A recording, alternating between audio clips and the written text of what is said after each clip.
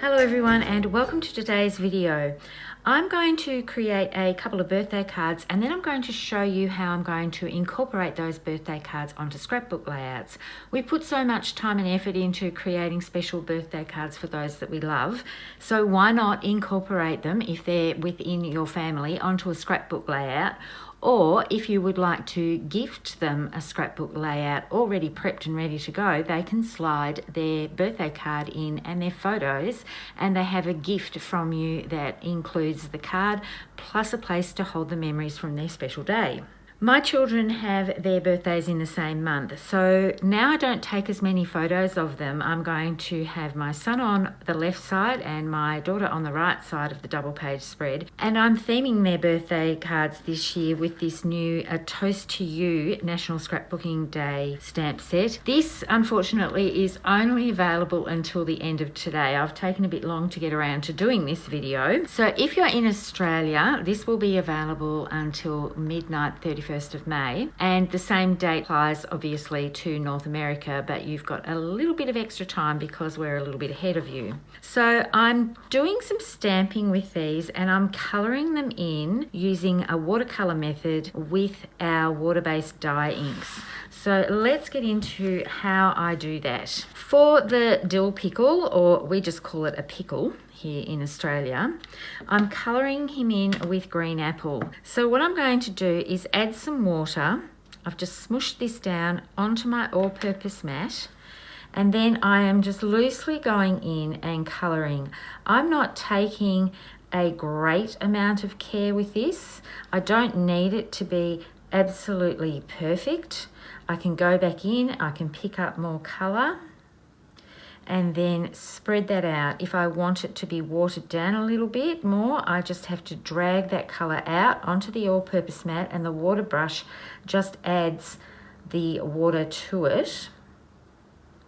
And that's basically it. Very quick, very easy to do. Now I've already got a couple here that I have already done, and that's just one layer of the watercolouring like I just did, but I want to deepen up this area here, so I'm just going to pick up where this is beading and quickly add a little bit more of a shadow. You do need to set aside your coloured in pieces the first time you do this so that it dries a little bit. It is easier to get more of a definition of different colour if you set things aside to dry for a while before you add the next layer. And then for the tacos, I'm using shortbread and I'm going to be doing exactly the same thing. Now it's a little bit harder to see because it's a similar colour on the mat, but for this one I'm adding a lot of water to this because I want to be able to spread this out over the whole taco.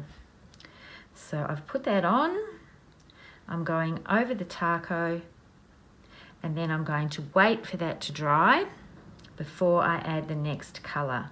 I want a gentle wash of colour on this before adding the next layer. When you're colouring a large piece like this, it can be hard to get all of this smooth, but a taco of course has a lot of texture to it, so it doesn't matter if you do have it a little bit blotchy. I should have left that green apple on my mat before, and I know that I could colour this a little bit differently to add some reds and some other colours that would go in with a taco, but I want this to be a quick, easy design. You can see I've gone outside the lines and everything, and I'm not worried about that at all because lettuce does drape over when you're building tacos, and tacos, let's face it, they're messy. So I'm going to set this aside to dry and I'll show you how I treated this a little bit more later on in the video. Here's a card panel that I've created using the pickles. Now, you might find it a bit funny that I'm giving a 26-year-old a pickle sentiment type birthday card, but he actually has a t-shirt that has kind of a big dill on it. So I thought this would be a little bit fun to put onto a card for him. What I'm also going to do to lift this a little bit is bring in some glacier ink and do some splattering over the card panel. I'm smooshing this glacier ink down onto my all-purpose mat. I'm going to add a bit of water to this, and I know I've already matted this onto some black cardstock, But I'm just going to splash this around. I just find this adds a little bit more visual interest to the card and makes it look less flat. I was going to put the sentiment right into the middle of the card, but I think it might be fun just to put it down in this bottom right corner, just for a little bit of a change. And on the inside of the card, I've put this earth image with the saying, "You mean the world to me." So you can stamp that around the earth, which I think looks pretty cool. I've done exactly the same thing with the tacos. I've just random stamped around and coloured those in with exactly the same method I just showed you. And on the inside, I've got the "You mean the world to me" sentiment as well. Instead of putting this one in the centre, I've put that up a little bit. I just think it creates a little bit more visual interest sometimes if the sentiments aren't directly in the centre of a card panel. So now let's get on to the page layouts. I went ahead and I did a 3-inch panel and did the same random stamping and the same technique with the watercolouring with the inks and also the splashing of the glacier ink. And because I only get a couple of photos each year now, I'm lucky to get those, I've decided to go with a 4x4 photo layout, and then I wanted to add some more interest, and I've gone in and I've done some ink blending with green apple. Now green apple is very, very bright, but I'll show you how I managed to get a lighter texture to this. I'm also going to be using these white acrylic letters and numbers. And you can see when I put the numbers down here on top of where I've done the ink blending, they stand out a little bit more. It's still subtle, but I really love that look. But when I put the letters white on white, even though you can see them, I feel like they're floating just a little bit. So I'm going to do this treatment up here on camera so that you can see what I'm doing. I'm just going to bring in my T-ruler because I know that I want these photo holders about 3.5 inches from the base. So I'm just doing that for positioning. I'll move my letters out of the way, and then I'm going to use a blending brush for this. I find this more forgiving than the blending tools.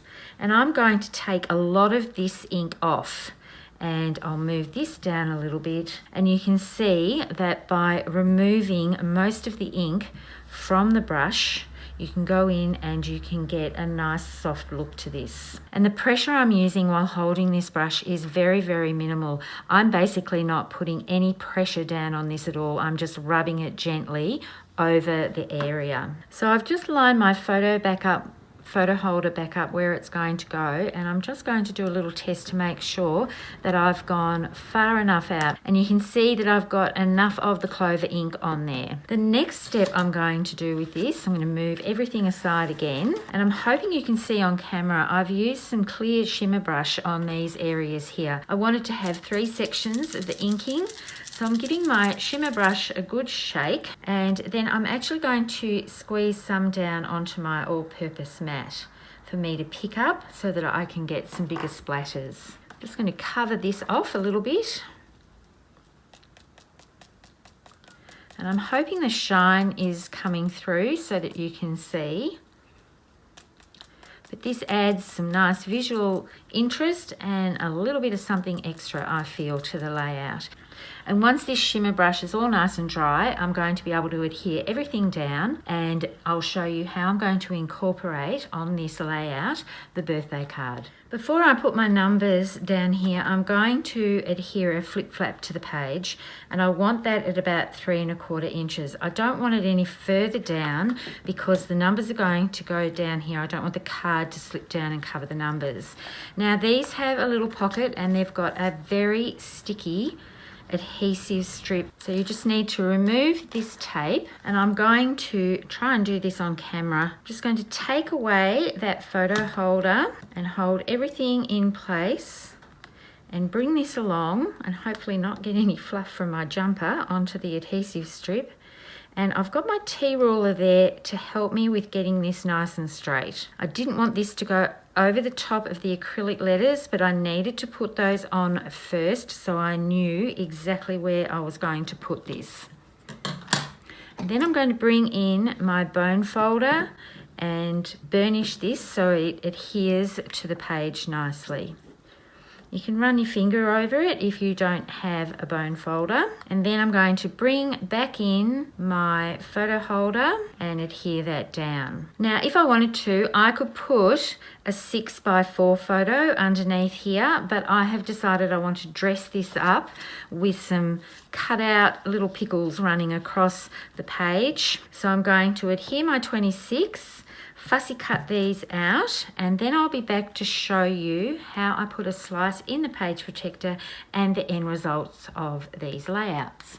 I've decided that I want to add just a little bit more to this border here. So I'm going to bring in my shortbread ink and also the brush strokes stamp set. This is in the May-June catalogue. And to protect my work, I'm just going to bring in an offcut of White Daisy, and I'm going to go down the edge and just add some texture and rotate this every time I stamp it down.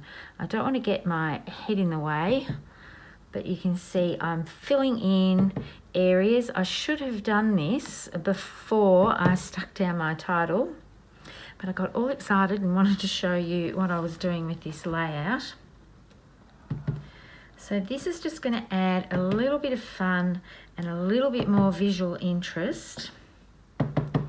And the reason why I'm rotating it is so that the larger strokes in this detail don't all run the same way. And if you do something like this, just get a piece of cardstock to protect your area so you don't go into the work that you've already done. But I think that just adds a great little touch. Before I show you how I'm going to slice my memory protector and put the card in and everything, I did promise that I would show you how to add a little bit more colour to the tacos. So I've gone in with shortbread ink. I've smooshed that down onto my mat, and without adding too much water, I'm just going to pick up some of this colour and add some depth.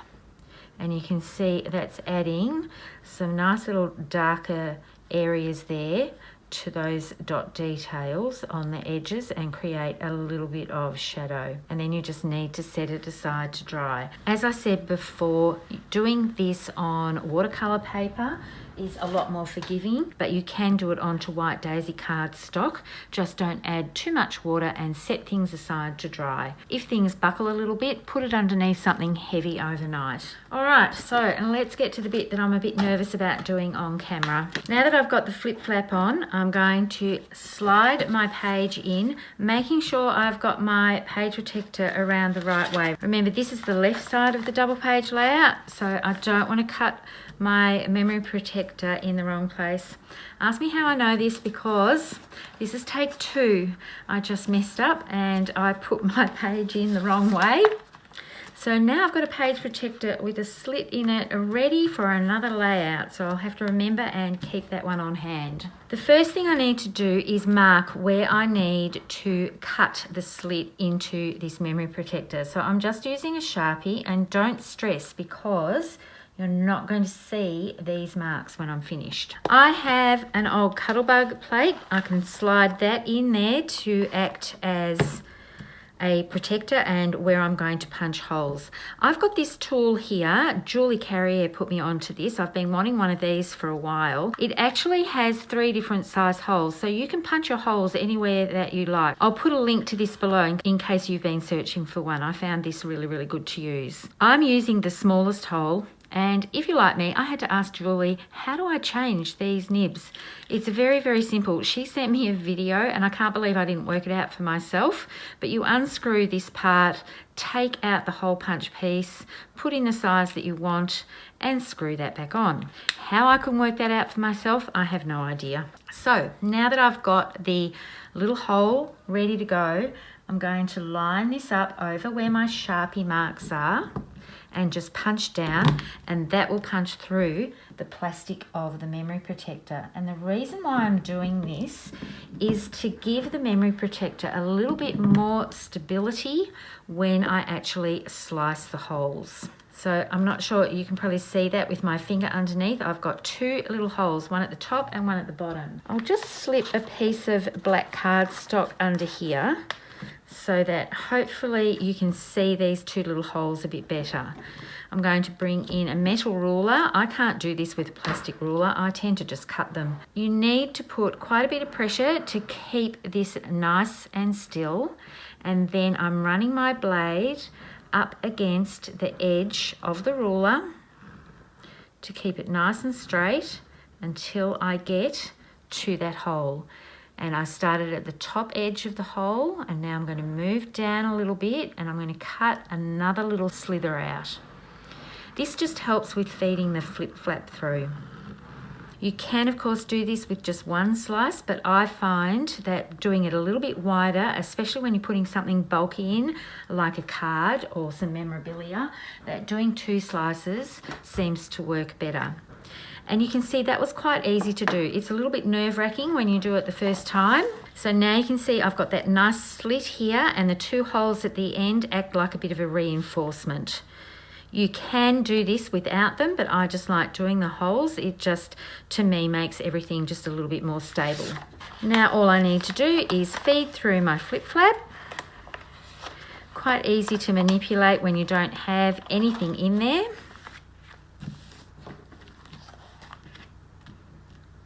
And then my card becomes part of the design of the page. This works really well when the members of your house live in the family, and sometimes they like to keep their cards and sometimes they don't.